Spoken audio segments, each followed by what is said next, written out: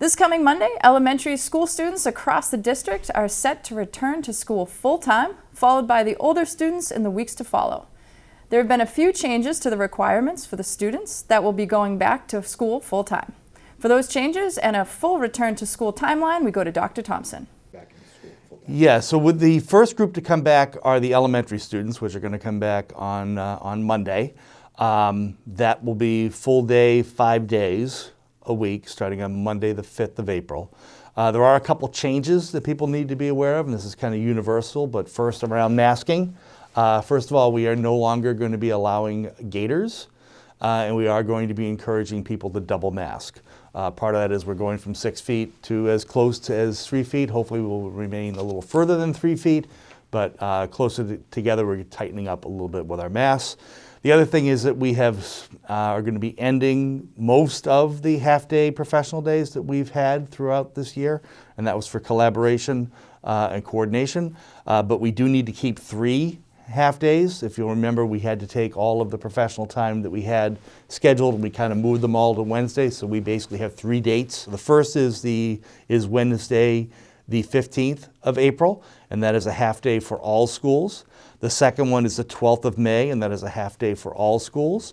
And the last one, the 26th of May, is a half-day for our elementary schools. And these are for trainings that we've already been working on through these. These are kind of the last of a three-part series, so we need to finish those. So coming on Monday the 12th, the preschool will start a 5-day week, so they will kind of stick to the same schedule, but they'll include Wednesday in their schedule.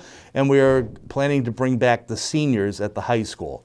Part of the rationale for that is we wanted to try out some things at the high school and changes that we need to make. And we also want to make sure that our high school seniors get a little bit more of an opportunity to come back. So we are going to keep the partial schedule at the high school, which is that early dismissal at 11:45, where they grab a lunch, go home, and they do a remote class from home. That will continue. After vacation, the middle school will start its process.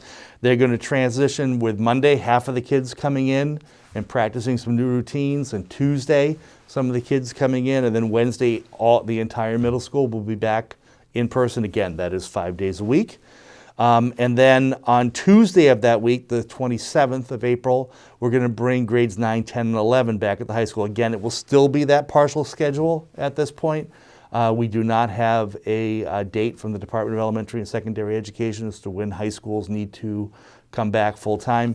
And there are some planning issues around that. It's pretty easy to figure out where an elementary group of kids are going to be, but at the high school and at the middle school to some extent, although they've scheduled where they don't, there's a lot of mixing going on. So if there is an exposure, that can cause a huge contact tracing problem and multiple amounts of kids needing to be quarantined. So it has been a big lift and a lot of work over the last month, but we are in good shape. The biggest thing was waiting for furnishings to come, which has caused us this past Wednesday to have to take some time in the day so teachers could actually set up classrooms. And we decided to do it on a Wednesday because people are kind of used to being home on Wednesdays, and it wasn't a big shift for families. So appreciate everybody's patience as we go through this process.